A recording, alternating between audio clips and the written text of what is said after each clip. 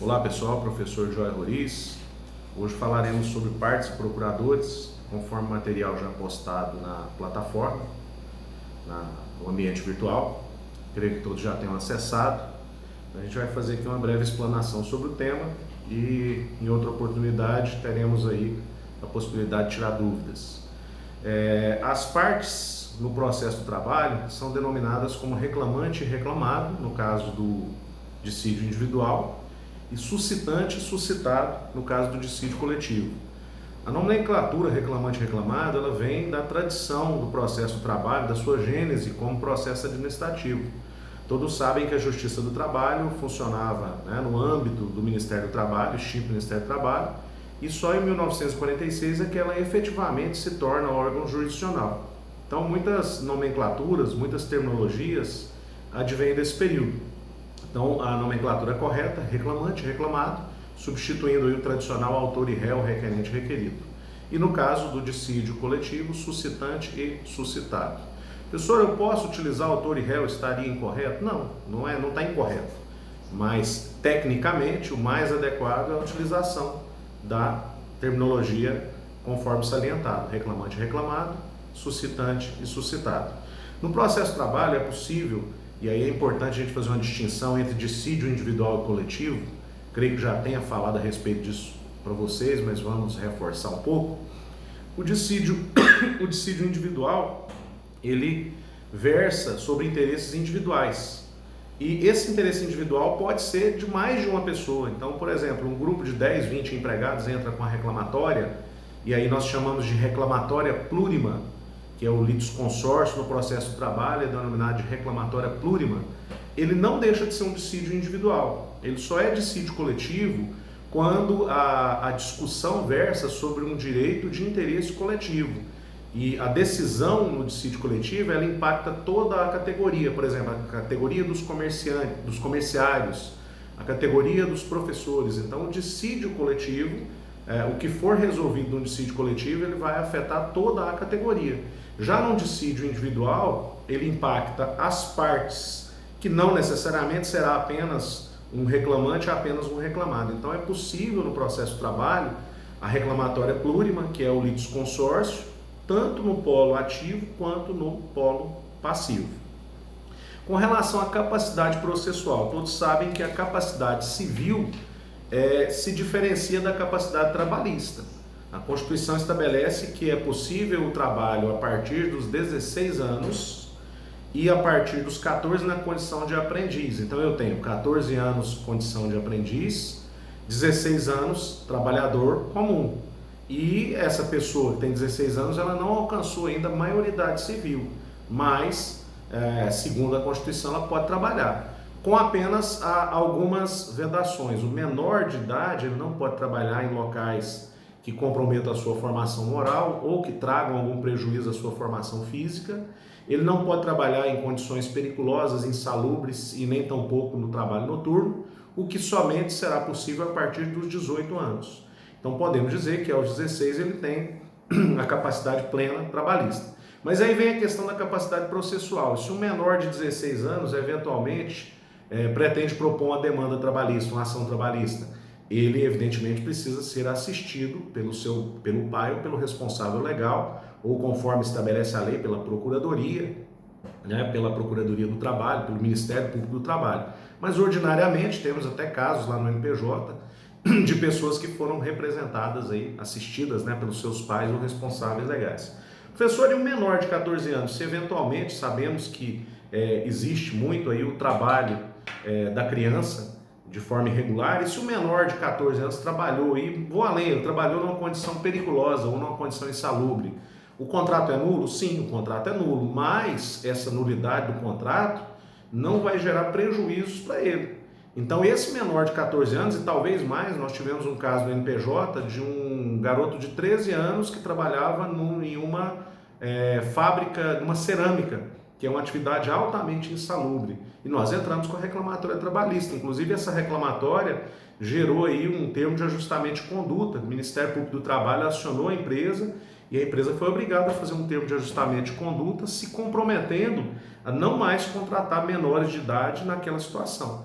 Então, o contrato é nulo? Mas a justiça vai reconhecer os direitos desse trabalhador, inclusive o adicional de periculosidade ou de insalubridade que for devido ao adicional noturno. Então, é nulo o contrato, mas ele gera efeitos, porque senão a pessoa que contratou o menor se beneficiaria da sua própria ilegalidade, e isso o direito não pode permitir. Então, esse menor de 14 anos, no caso, ele foi representado pelo pai. Né? Se ele tivesse 16 anos, teria sido assistido. Então, com relação à representação processual, a capacidade processual, na verdade, aplica-se aí o Código Civil, os dispositivos do Código Civil. Com relação à representação, né? A representação, agora estou falando mais da representação por advogado, no processo do trabalho nós temos o jus postulante. Quais são os limites do jus postulante? Já falamos isso em sala de aula, não sei se vocês se lembram. Súmula 425 do TST. Então, o jus postulante, súmula 425 do TST estabelece que o jus postulante é possível até o segundo grau, ou seja, até o TRT. Então, a pessoa pode adentrar com a reclamatória trabalhista sem advogado e até mesmo fazer um recurso ordinário.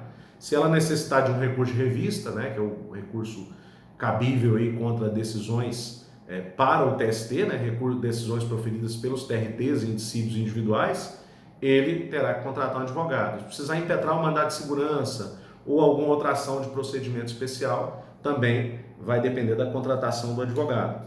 Uma outra situação é que o jus postulante ele é restrito às partes. Isso vocês encontram lá no artigo 791 da CLT. O que significa isso? Significa que se eu, por exemplo, tive um bem penhorado e eu sou terceiro, isso é muito comum, às vezes eu vendi um bem e continua no meu nome e eu tive esse bem penhorado, a pessoa que está agora com o bem, ela pode adentrar com embargo de terceiro, dizendo, olha, já houve a compra, a tradição, né? E o bem não é mais dele, o bem é meu, então ele não pode ser objeto de constrição judicial de uma dívida dele. Essa ação, embargo de terceiro, para essa ação, e ela é viável na Justiça do Trabalho, precisaria da contratação de um advogado. Então, resumindo, jus postulante, aí vocês anotem para não esquecer isso aí, isso está no material. Artigo 791 da CLT e súmula 425 do TST. Jus postulante, processo do trabalho.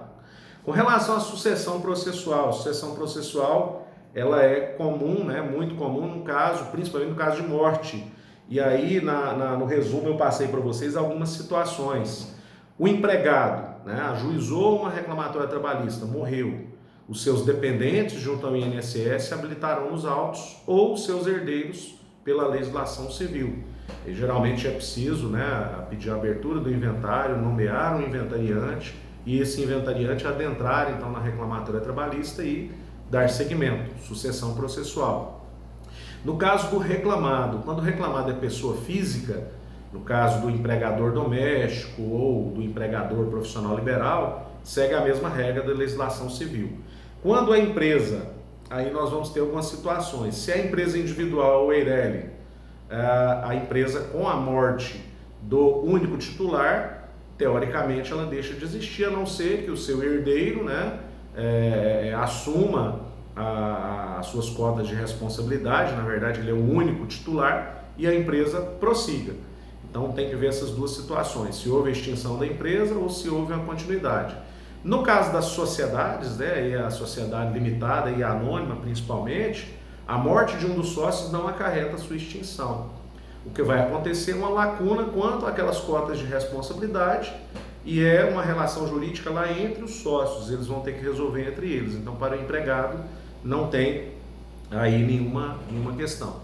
Importante comentar aqui o artigo 10A, que eu até coloquei no material postado para vocês, que fala, né, ele veio aí com a reforma trabalhista, a Lei 13.467, de novembro de 2017, e ele fala da questão do sócio retirante.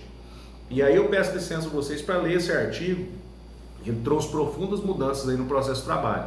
O artigo 10A diz o seguinte: o sócio retirante responde subsidiariamente pelas obrigações trabalhistas da sociedade relativas ao período em que figurou como sócio, somente em ações ajuizadas até 2 anos, depois de averbada a modificação do contrato, observada a seguinte ordem: empresa devedora, sócios atuais, sócios retirantes. E o parágrafo único diz o seguinte: o sócio retirante responderá solidariamente quando ficar comprovada fraude na alteração societária decorrente da modificação do contrato. Essa mudança foi muito importante, porque era muito comum a pessoa deixava de ser sócio de uma empresa e às vezes era surpreendida aí com uma penhora sobre bens, já que na Justiça do Trabalho a desconsideração da personalidade jurídica até de ex-sócios é muito comum. Então, nesse caso aqui, resguardou a responsabilidade dele pelo período que ele foi sócio e até 2 anos após o arquivamento da modificação dos atos da modificação perante a junta comercial. Então, resguarda aí o direito dos 2 anos, que é prescricional, e apenas o período em que ele era sócio. E o parágrafo único estabelece, aí fala de responsabilidade subsidiária. E o parágrafo único, que eu acho de uma redação perfeita, ele fala da responsabilidade solidária no caso de fraude. Então ele fechou todas as possibilidades. Se prova que há fraude, então a responsabilidade será solidária.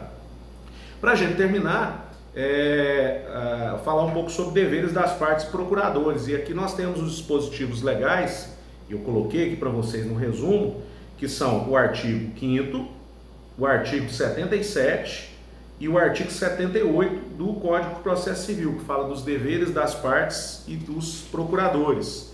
E na sequência, os artigos 79, 80, 81, fala da litigância de má-fé, das consequências da litigância de má-fé.